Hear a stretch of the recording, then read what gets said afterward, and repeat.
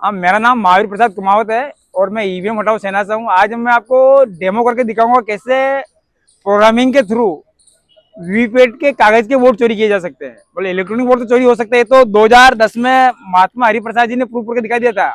लेकिन आज सवाल ये है कि वीवीपैट लगाने के बाद कागज के वोट भी क्या चोरी हो सकते हैं? तो मैं कहता हूँ हो सकता है चोरी। ये हमारा बनाया हुआ, खुद का बनाया हुआ डेमो मशीन देखिए आप, इसमें कोई भी कागज का पर्ची नहीं है, खाली मशीन है ये। मैडम आप आएंगे, एक बार वोट कीजिएगा आप, इस पे वाटरमेलन को वोट कीजिएगा आप, वाटरमेलन। ठीक है। आप देखिए पर्ची, देखिए अपना पर्ची कौन सा आया यहाँ। हाँ, वाटरमेलन।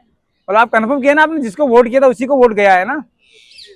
15 सेकंड का टाइम होता है, 15 सेकंड टाइम निकलता है। चुनाव आयोग के मशीन में वही सिस्टम है, 15 सेकंड बाद नए वोटर को वो बैलेट इशू करता है। अभी आप दोबारा से वाटरमेलन का क्लिक कीजिए। हाँ, आप देखिए अपना सिंबल देखिए इधर, आपको कौन सा सिंबल आया है। मतलब 2 वोट गिरे थे, दोनों वाटरमेलन में गिरा और आपने कंफर्म किया कि सिंबल भी आपका वाटरमेलन। अभी मैं 100 रिजल्ट करता हूँ और मेरा प्रोग्राम जो क्या करता है कि इसके वोट चोरी करता है किसी भी, और वो चोरी करके एप्पल को जिता देता है। तो 100 काउंट देखिए आप, इसमें देखो एप्पल का 1 वोट चला गया है, जबकि आपने एप्पल को वोट नहीं किया था, ना पर्ची देखी थी एप्पल की।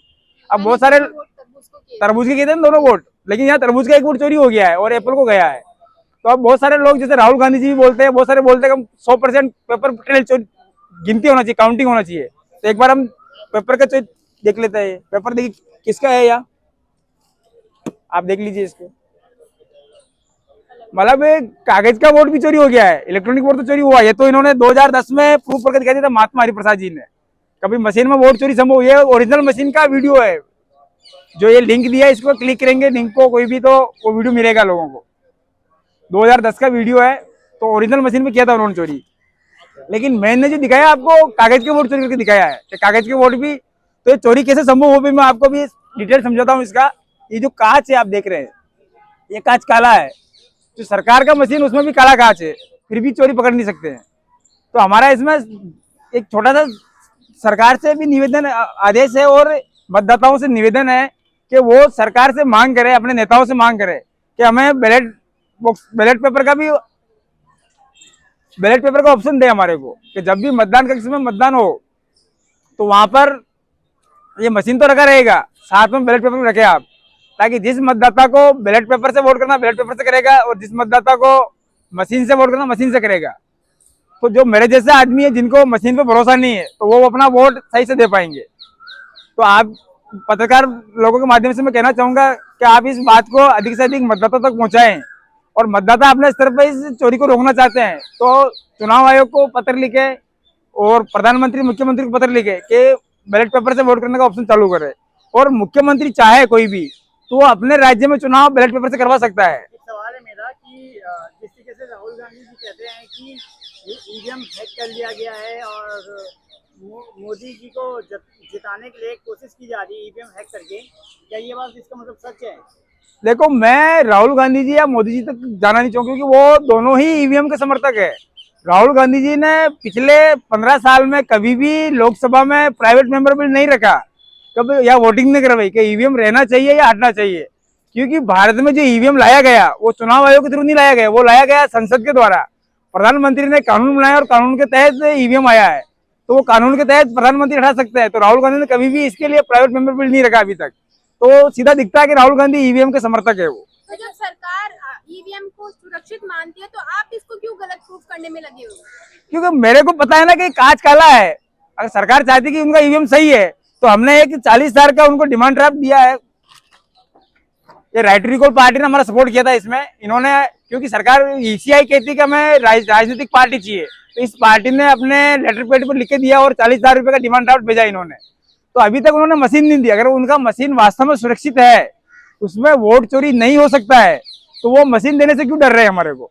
ये मांग हमारी अप्रैल 2024 से है। तो चुनाव आयोग तो लगातार ये दावे करता है कि चुनाव निष्पक्ष होते हैं। 2010 में महात्मा हरिप्रसाद जी थे, पुणे के सरकारी ईवीएम को उन्होंने लिया और इस सरकारी ईवीएम में उन्होंने वीडियो करके दिखाया कैसे वोट चोरी होता। उसके बाद ही वीवीपैट आया। उससे पहले चुनाव आयोग हमेशा दावे करता था कि हमारी मशीन में वोट चोरी नहीं होती है, नहीं हो सकती है। लेकिन जब महात्मा हरिप्रसाद जी ने ये डेमो करके दिखाया सरकारी मशीन में, तो चुनाव आयोग ने माना फिर कभी हाँ चोरी हो सकती है।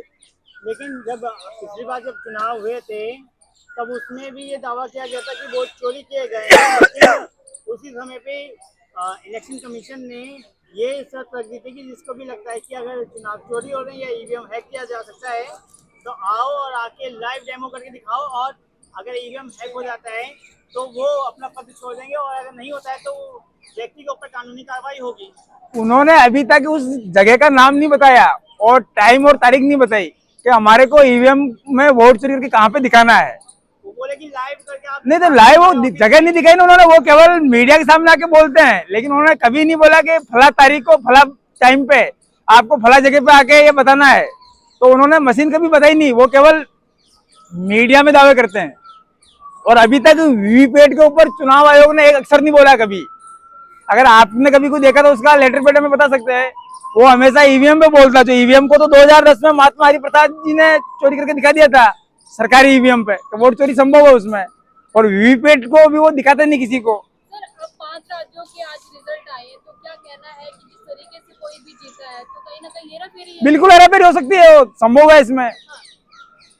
2 राज्यों में बीजेपी सबसे ज्यादा बहुमत में दिख रही है, एक बंगाल में एक असम में, और बाकी जगह पे लोकल पार्टी ही जीत रही है। तो क्या आपको लगता है कि असम में और बंगाल में? देखो मैं किसी स्पेशल पार्टी या किसी स्पेशल राज्य पे नहीं जाऊंगा, लेकिन मैं कहूंगा जिस भी पार्टी का एक भी सांसद है जो लोकसभा में बैठता है, राज्यसभा में बैठता है, तो वो पार्टी ईवीएम के विरोध में है, मतलब समर्थन में है वो। तो वो लोगों ने ईवीएम हटाने के लिए काम नहीं किया। जब चुनाव हारते तब वो ईवीएम के खिलाफ बोलते हैं। अच्छा ठीक है, आपकी बात हम मान ले, लेकिन फिर जो जनता जिस व्यक्ति को वोट देती है, जिस व्यक्ति को चुनना चाहती है और वो व्यक्ति जीत जाए, तो क्या उसने भी ईवीएम में अपनी चोरी की है? नहीं नहीं, जिसको जनता पसंद करती है, बहुमत जिसको पसंद कर रहा है, तो वहाँ चोरी की बात नहीं आएगी। लेकिन तो कहीं ना कहीं संभव हो सकता तो ईवीएम से जा रहे हैं। नहीं, पर कहीं ना कहीं इलेक्ट्रॉनिक सिस्टम में धांधली संभव है। और ये धांधली 2010 में हरिप्रसाद जी ने गवर्नमेंट की मशीन करके दिखाई है। और अभी जो सरकार की ईवीएम मशीन है, वीवीपैट मशीन, उसका कांच काला है, उसमें लाइट सेंसर है। और ये खुद ही चुनाव आयोग ने अपनी वेबसाइट पर डाला हुआ है, जहां आप पढ़ सकते हैं कि उन्होंने खुद ने लिखा अपने मैन्युअल में कि हमने इस मशीन में, अगर आप वोट करने गए होंगे तो आपने देखा होगा कि मशीन को हमेशा अंधेरे में लगता है, वीवीपैट मशीन अंधेरे में रहती है और इसके सामने कोई लाइट नहीं पड़ती है। तो वो वैसा बोलता है कि इसमें लाइट सेंसर लगा है, तो अगर लाइट पड़ेगी तो मशीन काम करना बंद हो जाएगी, एरर मोड में चली जाएगी। तो लाइट सेंसर वोट चोरी कर सकता है और हम प्रूफ करके दिखा सकते हैं। हमारे जो कार्यकर्ता है मुंबई के एक्सित पटेल, उन्होंने दिखाया है ऐसा करके कई लाइट सेंसर से वोट चोरी हो सकती है। आपको क्या लगता है, आपसे सवाल रहेगा कि आपको क्या लगता है कि वोट देने के लिए कौन सा माध्यम सबसे अच्छा है और किस तरीके से? बैलेट पेपर है, बैलेट पेपर सबसे अच्छा है। तो बैलेट पेपर में भी चोरी हो सकती है? वो चोरी पकड़ी जा सकती है। कारण क्या कि बैलेट पेपर आज कैमरे हर आदमी के पास आ गया है, सीसीटीवी कैमरे लगा सकता है चुनाव आयोग। और मतदान कक्ष में जो वोट डालने जा रहा है एक एक सिंगल आदमी को भेज सकता है वो, और वहाँ पे उनके एजेंट बैठते हैं, सरकारी आदमी बैठता है, तो वहाँ चोरी संभव नहीं और पकड़ में आ जाए। एक मिनट, वहाँ पे भी एक चोरी संभव है कि जैसे बैलेट पेपर को लेके जब जा रहे होते हैं अपने डेस्टिनेशन पे, तो वहाँ पे जो वैन चला रहे हैं या फिर जो सुरक्षा कर्मी वहाँ पे उनका तो साथ हो सकता है किसी भी नेता के साथ, तो वो अपना बैलेट पेपर चेंज कर सकते हैं अपने लोगों को। तो उसके लिए मेरा सॉल्यूशन है कि जहां वोट गिरा है, जहां मतदान खत्म हुआ है, उसके अगले ही मिनट गिनती शुरू होनी चाहिए। जो बैलेट बॉक्स है उसको अपनी जगह से हिलाना ही नहीं चाहिए। अमेरिका में ऐसा कानून है। और हमारे पड़ोसी देश जैसे नेपाल हो गया या बांग्लादेश, यहाँ अभी कुछ टाइम पहले चुनाव हुए थे, तो वहाँ चुनाव खत्म होने के अगले ही मिनट गिनती शुरू हो गई। जैसे 5 बजे चुनाव खत्म होते हैं आपके, तो 5:01 पे काउंटिंग शुरू होनी चाहिए वहीं पे। और बैलेट बॉक्स को 1 इंच भी हिलाना नहीं, जैसा बॉक्स है वही रहना चाहिए। तो उसमें वो धांधली नहीं हो पाएगी। फिर सवाल ये है कि बैलेट पेपर से अगर चुनाव होगा तो कहीं ना कहीं ज्यादा पैसा और ज्यादा मेहनत लगेगी, जिस तरीके से काउंटिंग। कौन सी मेहनत की बात कर रहे हैं आप, कौन से पैसे की बात कर रहे हैं? बैलेट पेपर से चुनाव ईवीएम में क्या कहते हैं? नहीं तो आप एक बार इसका पता करना, जो चुनाव आयोग जो खर्चा कर रहा है चुनाव कराने में, अभी जो लास्ट 2024 के जो लोकसभा चुनाव हुए उनमें पर वोटर उनका खर्चा था 600 रुपए। तो बैलेट पेपर आ जाएगा 601 रुपए हो जाएगा बस, क्योंकि एक कागज छापने का 1 रुपए खर्चा होगा। तो लगातार यही कहता है ना। नहीं वो कहता, पर मैं बोलता हूँ उन्होंने अभी खर्च किए थे ईवीएम से चुनाव कराने में 600 रुपए एक वोटर पे, मतलब एक वोटर का खर्चा आया उनका 600 रुपए का। अगर बैलेट पेपर से करवाएंगे तो 1 रुपए बढ़ जाएगा उसमें, 601 हो जाएगा। केवल कागज ही तो एक और आना है, बाकी तो सारी प्रक्रिया वही है। बैलेट पेपर को चेंज करके ईवीएम में बदला गया और आया भी तो ये कि कांग्रेस के टाइम पे ही। तो मैं तो कहता हूँ सारी जो बड़ी पार्टियां हैं, नेशनल पार्टीज, वो सारी ईवीएम की समर्थक है। अगर वो ईवीएम के विरोधी होते हैं तो अपने राज्यों में जहां जहां उनकी पार्टी की सरकारें हैं राज्यों में, तो राज्य में चुनाव ईवीएम से नहीं करवाते, बैलेट पेपर से करवा सकते हैं। कारण तो होगा कि उन्होंने बैलेट पेपर को चेंज करके ईवीएम में कन्वर्ट किया है। वोट चोरी करना है उनको, बस और कोई कारण ही नहीं दिखता मुझे तो। मुझे जो कारण दिखता है एक ही कि उनको ईवीएम से वोट चोरी करना है और वोटर को जो ताकत है वो कम करना, ताकत वोटर की, वोटर के पास जो पावर उस पावर को कमजोर करना है।